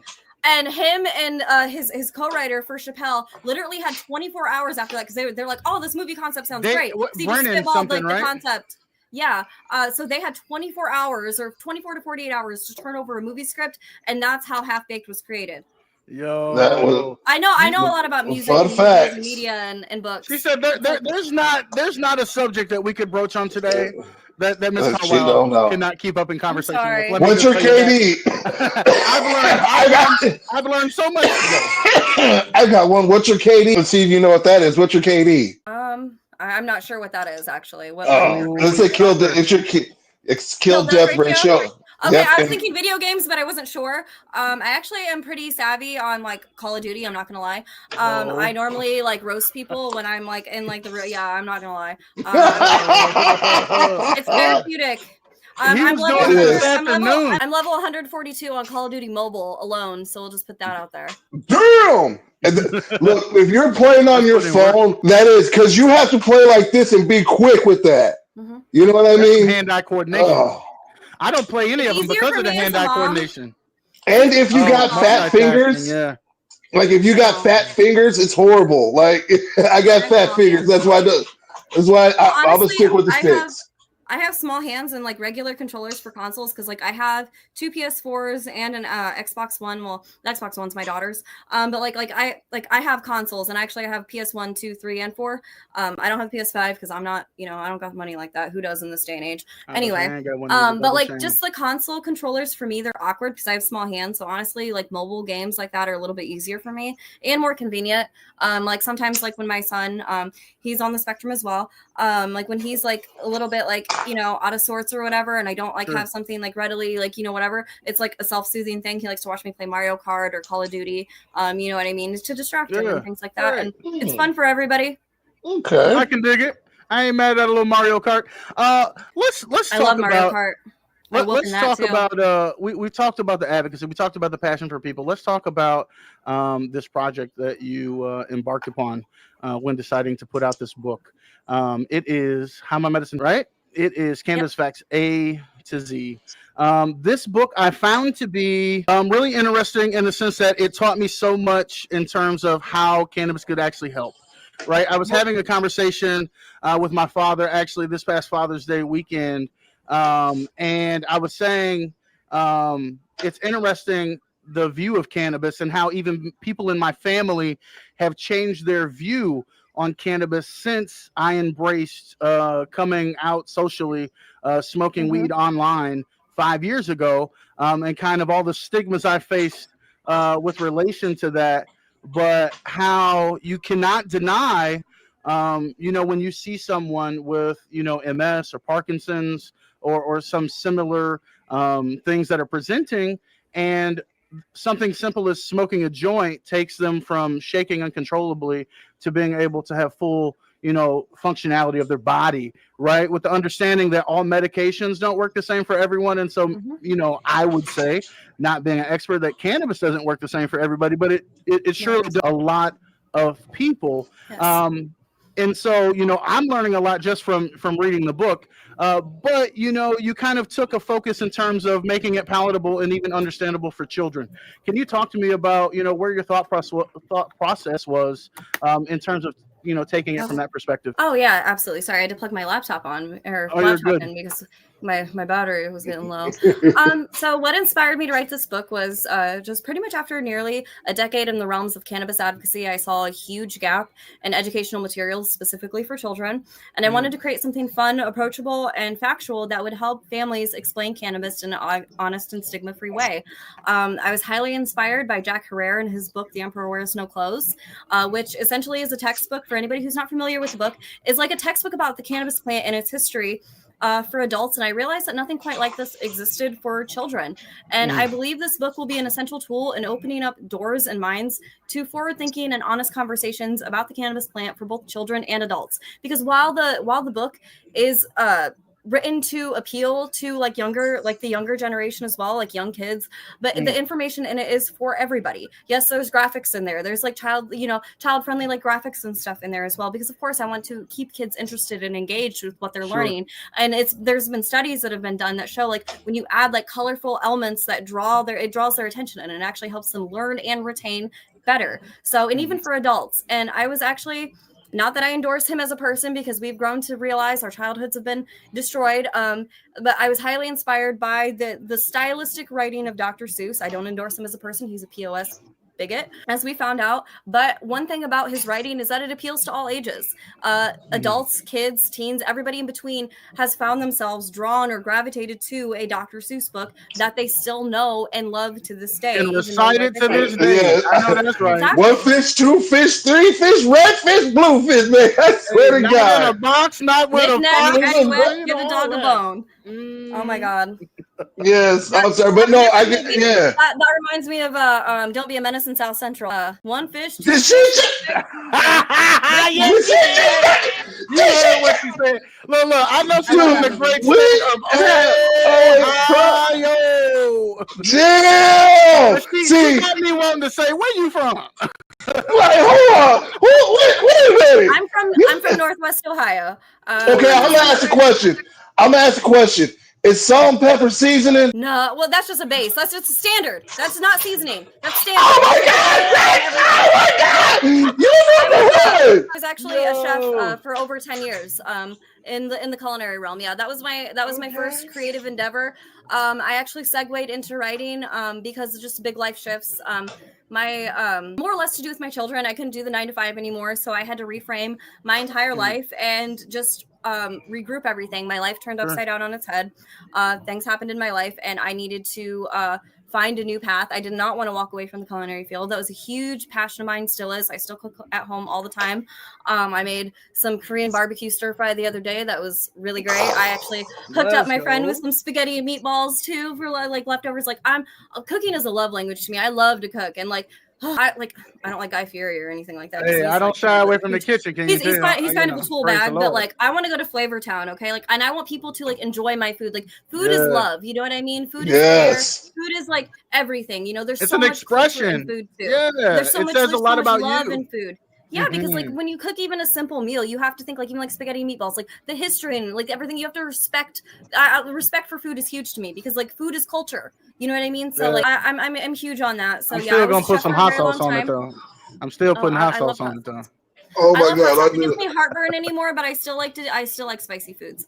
Oh my But I God. kind of want to circle back for just a moment, and I want to Please. talk about why I wanted to focus on children. And Yes. like the book is for all ages, but I do focus on appealing this book to like younger generations. And this isn't to shy away anybody from the book, because y'all have read the book. The book is for everybody. It's for information everybody. is for everybody. But I don't want it to start and stop with adults and teens, because that's where the conversation has been focused. This is, like I said, the title is How My Medicine Helps Me, Cannabis Facts from A to Z, an educational book about the cannabis plant for all ages for a reason. But I wanted to focus on kids as my audience, because kids are often surrounded by misinformation, especially in today's society, or silence when it comes to cannabis and other social issues as well. And this book empowers them with age-appropriate information and facts to help families start meaningful conversations that are rooted in truth and not rhetoric. Fact over fiction. Kids begin learning from the moment they are born. Let's be real, because people like to ask, like, don't you think that this book is not appropriate for young kids? But they start learning for the moment they're born. So in my opinion, like, I'm a firm believer that education has no age limit, and kids need to be informed early on. The earlier kids start learning things, the more that they can study up and, like, educate themselves even further. And that's what I want to do. Like, somebody asked me why I don't have a bibliography in this book. It's because I want people to do the research and educate and show, like, see that, like, I shouldn't have to cite all the, everything to know. Like, I want people to do the research. That's what people don't want to do. Right. I want them to look into it and be like, don't oh my take God, my word for it. Plant. That's exactly. my favorite reading Rainbow. Don't take my word for it. I was very torn about it. And like, I was like, at first I was going to, and I was going to have a glossary. Stupid Dr. Seuss, who ended up being a stupid freaking racist, bigot, piece of crap person, He didn't can need make one. up all these. Right. Can make up all these nonsense words that have no real meaning. Why don't I introduce an actual, like, articulate, expanded vocabulary to kids so they are learning, not just learning nonsense words, but actual learning facts and expanding their vocabulary. Sure. Like, kids are smart. We do not give kids enough credit. No, we don't. And, like, I feel really strongly that putting, like, barriers up like that, it only, like, okay, let's say I added the bibliography. That's not going to encourage anybody to do the research, because they're like, oh, I see all this right here. You know what I mean? Adding, the vocabulary, like a glossary type thing, isn't going to encourage people to look up other things as well. Like, I'm trying to, like, educate people, but I'm also trying to encourage people to do the research themselves, because honestly, like, I started as a chef from Ohio. My journey into advocacy was, honestly, it was kind of kismet. It just happened universally. My life shifted, and that gave me more time and space to really speak on things and be more involved in things that I wanted to be involved in. Like, I went back to school for journalism. I started writing and doing news articles. I started, reaching out when people want to talk to me. I would just like kind of show up to places and be like, you're going to hear what I have to say. Like, if you're not going to invite me here, I'm just going to bring my own chair and show up anyway, or bring a microphone and start talking. You know what I mean? Table, like, doggone right. And eventually, over time, people would seek me out and be like, no, I really want to listen to what she has to say. No, I want to talk to this person. You know what I mean? Because she's talking about things that other people aren't. And that's mainly what I try to talk about when it comes to my writing, my advocacy, is I want to highlight the things that everybody else isn't really talking about as much. And I'm not saying nobody's talking about it, but there's not enough conversation around it. So, and that's where I think that your book comes in just a great way. And with it being palatable for children all the way through adults, being a social worker myself, one of the things I'm always talking to people about is putting things in your toolbox, whether it's coping skills or the like. And so what I find your book to be is a tool, right? It is a conversation starter for parents who may not have the education or the knowledge, right? They themselves can become aware, and it opens the door to having those conversations with their children. Well, even just like people who don't have kids, you know what I mean? Like, or anybody, or even somebody who doesn't use cannabis, somebody who's curious about cannabis, somebody who's been on the fence about it, somebody, even like seasoned smokers, like such as y'all, who said that you found information in that book that you did not know about. His fault. You know what I mean? It's his fault. And it encouraged you guys, who have been, like your veteran smokers, you know what I mean? Veteran cannabis advocates, and encouraged you guys to even do more research about the things that I was talking about with the book. Like, that is exactly why. So like, I don't want it to start and stop with kids. I know that it is a book that does like have like appeal to younger generations, because that's our future. You know what I mean? And I also realized, in my time in advocacy that, I think my earbuds died actually. When y'all talk? Hey. Okay, yep, nope, just kidding. They're still on. Right. No, it's good. I'm enjoying this conversation thoroughly. For sure. That's why I plugged my laptop in. I was like, we're not done yet. We're not done here. But no, like I want to encourage people to start those conversations. And this book isn't just for, people who smoke, who smoke or part of, the community, and like or are medical users or recreational users or what have you, because technically via the endocannabinoid system all cannabis use is medicinal. Like, let's be real, because yeah, For sure. so like It whether is. people are just recreationally smoking, you're still benefiting your medical the medical side of it. You're still seeing the medical benefits of it because you are enriching your endocannabinoid system with whatever cannabinoids your body might be deficient in. And that's why cannabis is such a versatile medicine for so many different conditions. It's why it can be used to be treated for cancer, to cerebral palsy, and the list goes on and on, muscular dystrophy, things like that. It's why it's such a well-rounded medication, is because it's the endocannabinoid system. When you absorb cannabis, your endocannabinoid system pulls, the cannabinoids that are being absorbed in your body, however you consume it, and it's filling those gaps within your body. And that's how it's able to treat so many different conditions. And the endocannabinoid system is something that is only now just being more talked about. I spent a good chunk of my life touring the state of Ohio, educating lawyers, doctors, legislators, professors, scientists, and everyday people, teachers, about the science behind cannabis and the endocannabinoid system, so much that I was deemed an expert in the state by the state of Ohio in cannabis science and medicine.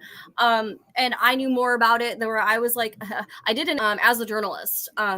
So I was on the opposite end of and I was the interviewer and they were the interviewee. And I was interviewing a neuroscientist PhD doctor who knew less about the science behind cannabis than I did, because his focus wasn't cannabis. He did clinical trials on like psilocybin and LSD and cannabis, but he was telling me his experience with doing these trials and how much harder it was for him to get access to cannabis. And when he did, they sent him a vial of resin that was in like a saline type solution and it wasn't even usable. But when he wanted to study psilocybin or LSD, he got mass quantities, way more than he needed, of uncut, just like the purest of the pure. Yeah. And it was crazy. So like, because the article that I was writing was about patents.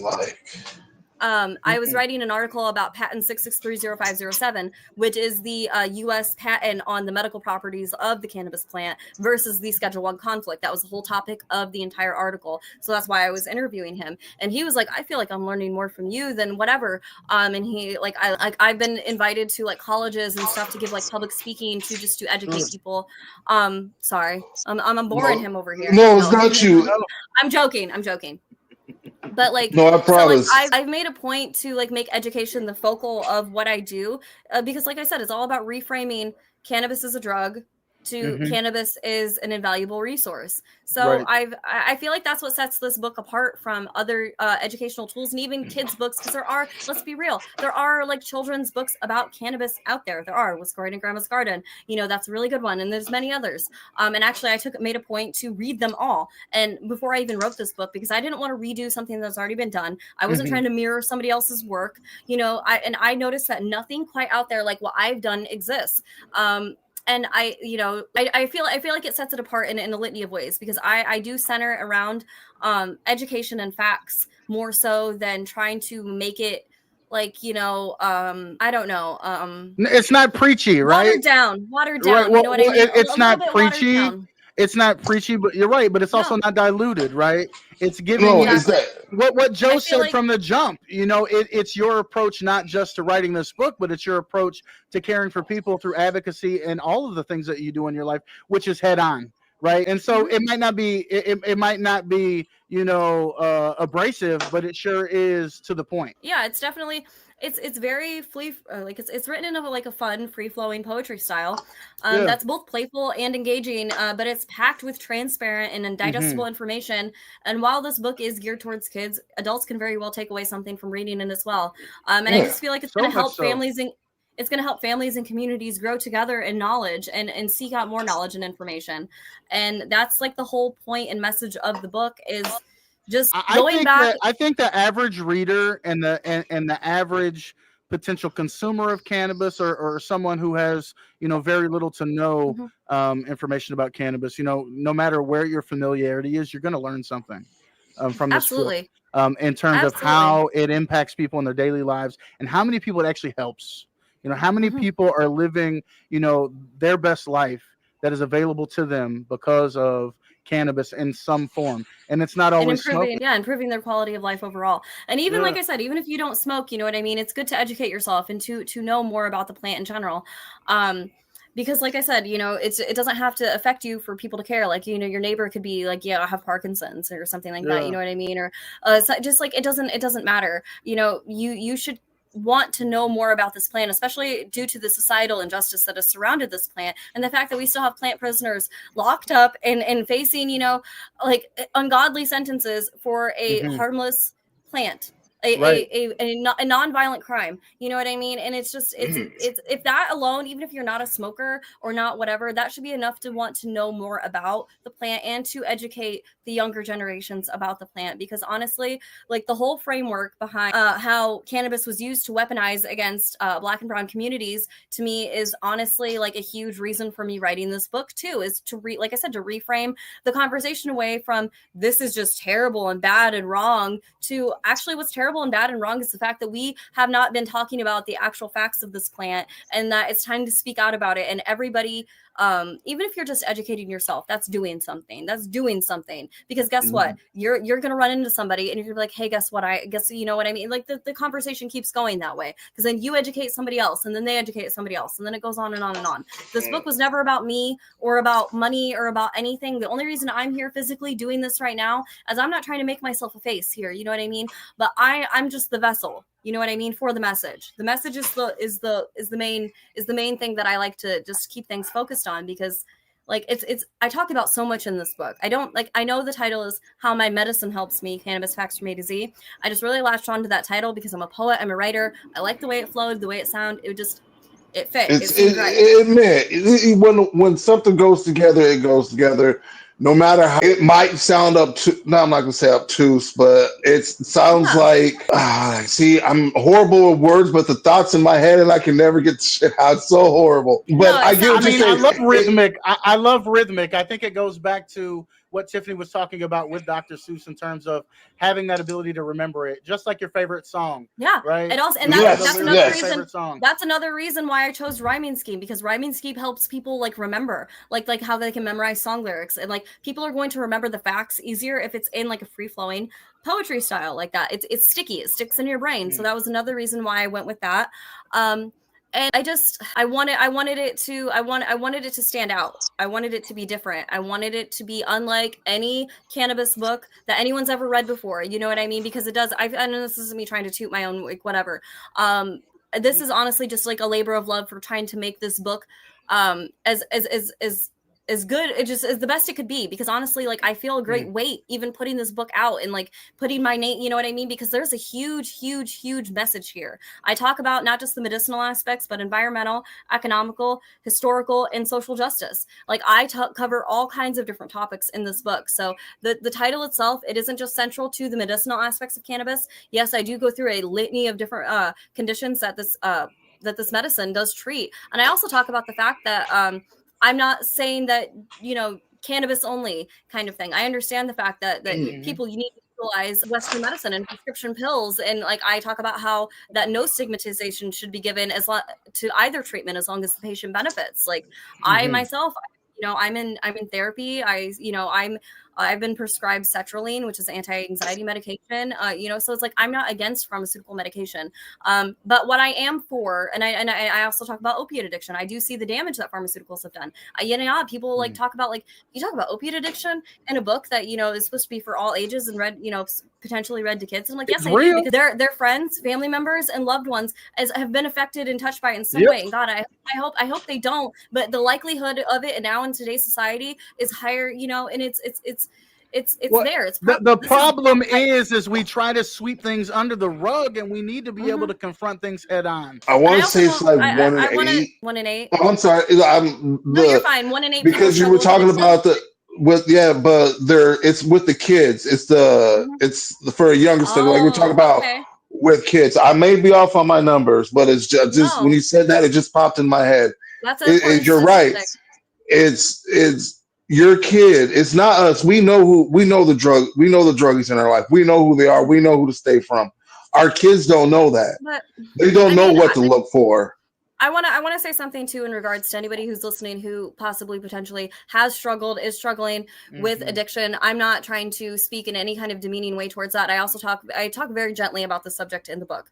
I talk about how cannabis has been a way for people to come out of addiction and things like that. But it's not to shine a bad light or a negative light on anybody who has or is struggling with addiction. I know that is a entirely like it's a battle. It's touched my family personally, and I have not struggled with it myself, but I've seen it in real time, and I've seen how it tears, people and families and like everything. But also from the person's perspective, from their, from that central, like I wanted to be very delicate about that because I'm not here to judge anyone. I'm not here to cast. I'm just here to show people that there are other, potential resources. And of course, a lot of people do know that cannabis is an alternative to opiate addiction and things like that, and helping people recover from it. You know what I mean? And on the recovery side of things, or on the other side of it.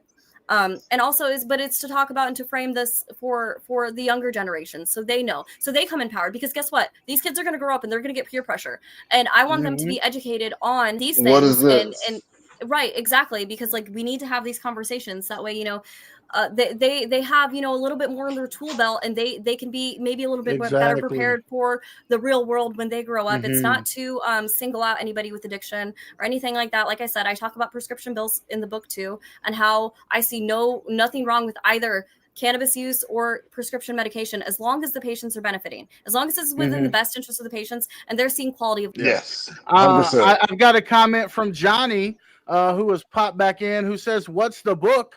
What do you mean, what's the book? It's what we're talking about. It is how my medicine helps me.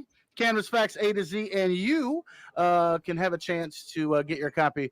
Tiffany, tell them how they can get their chance to get that copy. All you have to do is be watching the live stream and leave a comment, or you can tag friends and everything too. The more comments that you leave, the more entries that you'll have. Every comment's an entry. I'm gonna draw at random after the show and shoot these fine fellows a message and let them know who the winner is, and they can announce it on their page. And then I will have them put them in connection with me. And all I need is an email that is attached to an Amazon account. I know Amazon's hot button, but it is the only way that I can send the ebook at this point. I'm sorry about that. So to win, you do have to, for the ebook, you do have to have an email that's connected to an Amazon account so I can send it to you. But it is free on me. Yes. Yeah, and actually, I do have a website that I actually built myself as well, to where people can drop it in the link. I'm actually just on StreamYard right now. I'm not even on the Facebook. I just We'll definitely get all those links. I apologize that I don't have them dropped already. No, you're fine. But I definitely we can drop the links in the comments, because I've just been so engaged in the conversation. I'm not I wasn't even on Facebook. I'm just on StreamYard. For sure. But I want to ask though, we're well past an hour, and I appreciate all your time. I clearly want to have you back at some point, so that we can continue this conversation. But I want to know, just from you, as someone who has been boots on the ground for a better part of a decade, let's call it, what is next? What do you need from us as ordinary, everyday people, on the local, state, and federal level, to continue this conversation and to see progress made when it comes to stigmas in cannabis and how it helps people? Education is key. For one, education is the central point of where advocacy starts and stops. The more you know, the more you know. The more you know, the more you grow. So education first. Two, also getting your community involved, or getting in if your community isn't, as proactive, or, I know people and other people's lives, friends, family can be, difficult. Join organizations, find local orgs. Even if you can't participate boots on the ground, maybe you can do like social media work for them, or maybe you can help share things, or maybe, you can find your own way that is comfortable for you, because I understand that everybody can't be boots on the ground. There's disabled people who literally like cannot be physically present for certain things, and so like just find your way, even if it's just educating yourself and sharing articles or things like that, to keep the conversation going. That's first and foremost the most important thing. Education and keeping the conversation going in any way that you can. Find your way, your niche within advocacy, and just steer into what you know and what you're comfortable with, and keep the conversation going, and try to expand beyond what you think where you think advocacy should start and stop, because guess what? It keeps going and it keeps going and it keeps going even further, and it's going to keep going long after we die.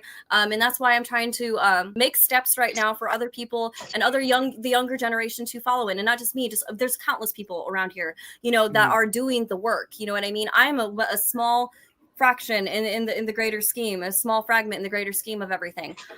Keep educating yourself. Keep trying to educate people, because guess what? Education is everything. Policy doesn't shift until public perception does. So education is the bridge that will get us there. Teaching kids facts versus fiction early on helps create a more compassionate, informed future generation, which only helps guide the conversation from viewing social issues as being hot button or controversial to being, no, let's talk about this. And even in let's talk about cannabis in regards to that. It shifts them from viewing cannabis as a drug versus viewing it as, like I said, an invaluable resource and life-changing medication. So shifting the narrative is key, but that also starts with shifting our minds. It starts with us, guys. So start with, and if you're already doing work within the community, maybe expand on that. Or if you're not as involved, maybe educate yourself, or maybe find ways that you're comfortable with getting involved. Download apps like 5 Calls, find local orgs in your area. Just read up on theory, especially when it comes to like social issues. It can, cannabis as well, but like read up on theory when it comes to like social issues specifically. Read up on historical aspects of cannabis. The Emperor Wears No Clothes, excellent resource. Cannabis is Medicine by Dr. Bonnie Goldstein. I actually knew her IRL when not like I haven't met her, so I shouldn't say IRL, VRL, virtual, because we were in partnership to help, like I had her and various other doctors around the nation and internationally as well write letters of support for pieces of legislation that I was bringing forth to the state of Ohio in regards to cannabis policy. Just find resources, find books, find free materials. There's all kinds of things on YouTube. Free resources are everywhere. Educate yourself and keep the conversation going, and reach out to me. Tiffany, I have found you to be an amazing, interesting, fascinating human being, from your taste in music, the movies, to your passion for people, for your willingness to be that vocal, forward, boots on the ground advocate, to your journalistic nature, being an author and educating the world on the flower that helps so many people. You are an amazing person. I thank you so much for coming to hang out with two ordinary guys who smoke. You guys are awesome. You're making me cry. And we talk a little shit.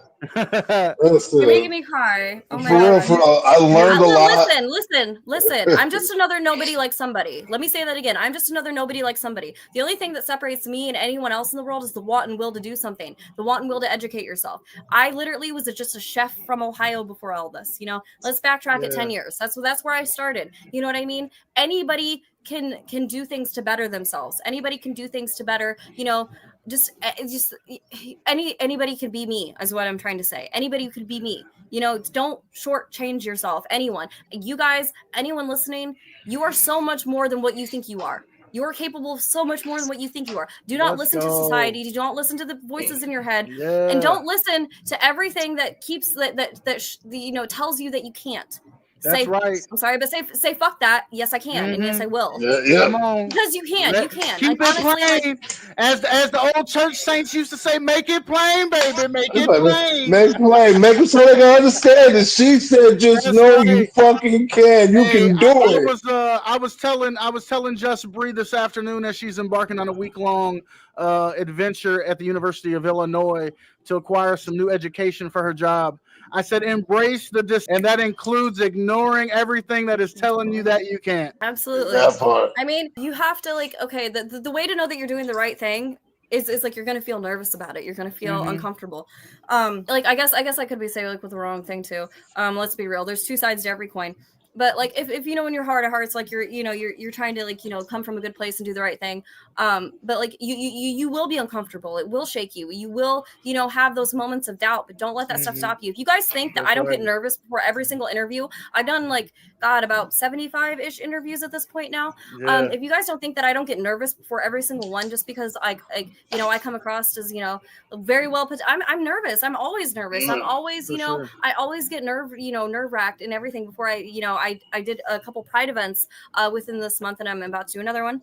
The last one that I did, not the one that I did yesterday, but the last one that I did, I've been a reoccurring public speaker there, to where I'll do a speech and a poem, and I get so nervous before every time, you know what I mean? And even interviews like this. But guess what? Like, it doesn't mean that like we're not like I'm not any more or less human than y'all, is what I'm trying to say. Right. I get just nervous. a little more experienced at being a public speaker. You know, it takes But time. I can coach people, you know what I mean? I can help people, you know what I mean? And bolster and honestly, a lot of it's confidence. You have to know this is something that I picked up. I learned so much from my culinary experience that I took into the advocacy realm. We'll get to that on another day. But here's one thing that I learned is like confidence is everything. I walked into that kitchen every day knowing that I'm going to crush this shit. I'm going to kill this dinner service, lunch, or whatever it was. I'm going to, everything's going to go fluid. I'm not going to, have dishes be coming back, or if I do like whatever, everything's going to be like held the fuck down. You know what I mean?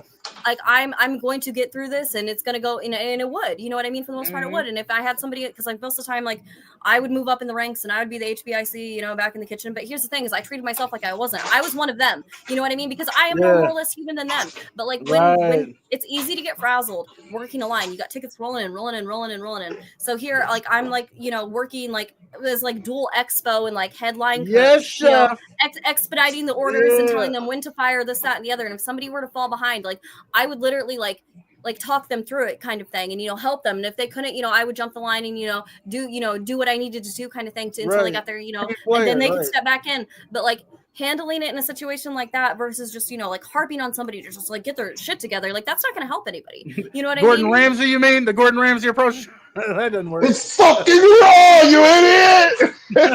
Wait a minute. No. But like Tiffany, like Milk was saying, I've learned so much, like from reading the book and just hearing you speak right now through this little like 2 hours we've been sitting here talking. Just hearing you speak about it, the passion. No, it's all good. No, we wouldn't be here if we didn't want to be. I'm invested in our first hour of the conversation. We were talking about all kinds of very important things. So honestly, I'm not upset about it, and I'd love to come back and talk with you guys again. Anytime.